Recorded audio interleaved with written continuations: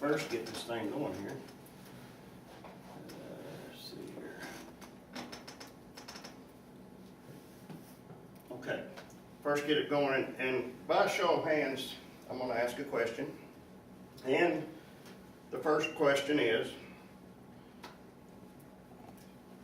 how many of you would love to make millions of dollars and give generously to charities and people in need? Okay, well, what I'm going to do is tell a story that happened over 100 years ago. There was an immigrant man from Scotland who did just that by dedication and hard work. I've worked hard all my life, and I make a comfortable living for my family and myself. Being able to give thousands of dollars each year to organizations and charities makes me feel really good about myself, and giving back to the community makes me really feel good. And these are some of the organizations and charities I give to each year. The United Way takes a big chunk. Relay for Life is probably the funnest charity that we have that I'm associated with, and if anybody knows what that is, that's the American Cancer Society. And our group usually raises anywhere from $80,000 to $100,000 a year in our community of Harrah. Boy Scouts, I help my grandson with Boy Scouts. Little League Sports, I not only give to Little League Sports, I actually help coach Little League Sports too, to help the young men. Child fundraisers, you know, you have your grandkids and your kids always go and bring something home. When you see it, you say, oh no, here comes another one. And of course, church is a place to give and tithe your money. We like to have fun at Relay for Life, and this is our Relay for Life beauty queen from last year. You can tell how much fun we have with that. So I actually placed second one year, so I didn't get my picture up there. So okay, I want to talk about a man named Andrew Carnegie.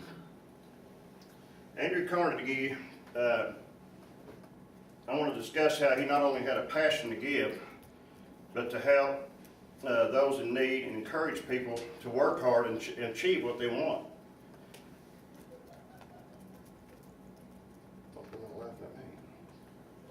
Andrew Carnegie made huge contributions to charities and people in need because he believed in giving back to the community and giving ones a fair chance, like education, for instance.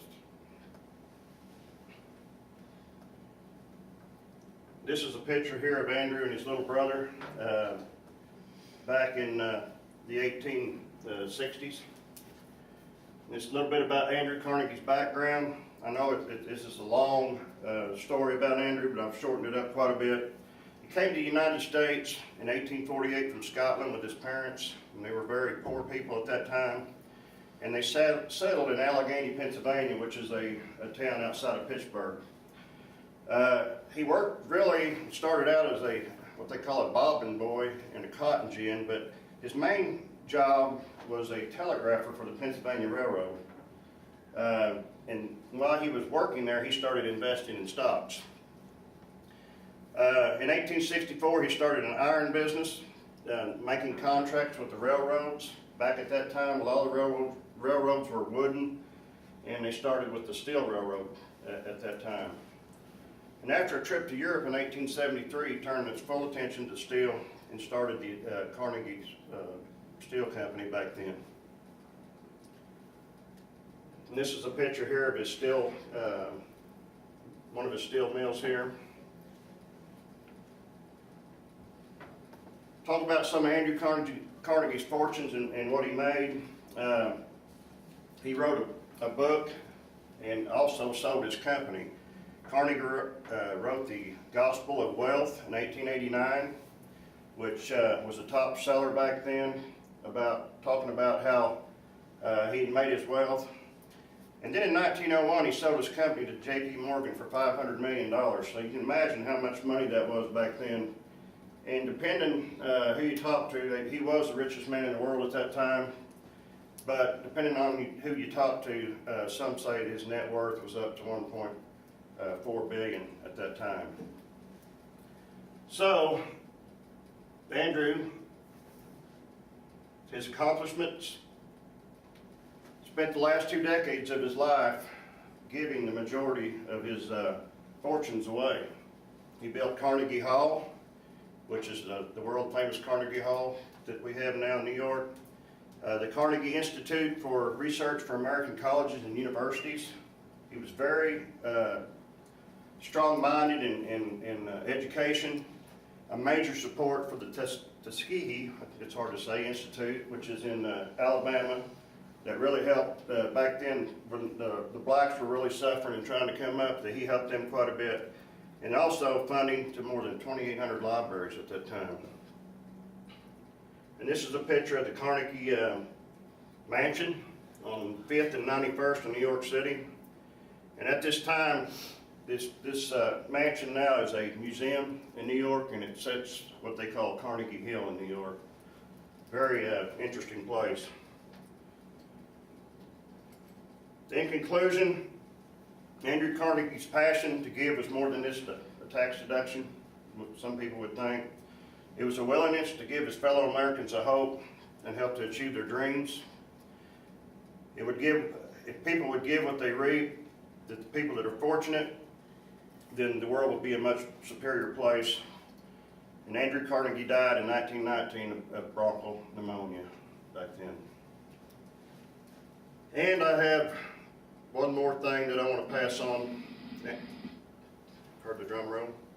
Andrew Carnegie quote, "Do your duty and a little more, and the future will absolutely take care of itself." And I really believe that's true to this day. Thank you.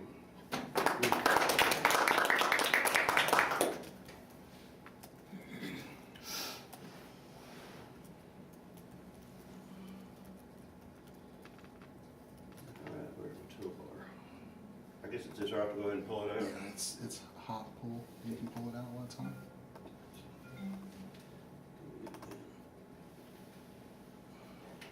How many of y'all grew up in a small town with an Andrew Carnegie library? I'm the only one? Really? Is that true? Yeah. Well, you know, I took a history class and learned about it, and I got more interested in it as I went, because it was so exciting to see somebody that wanted to give back to the community like that. Fascinating guy. And a lot of books like Think and Grow Rich, and like a lot of motivational books, like our books. Yeah. Did you say Think and Grow Rich? Think and Grow Rich, yeah. Yeah. Talks a lot about U.S. Steel and Martin. Rise to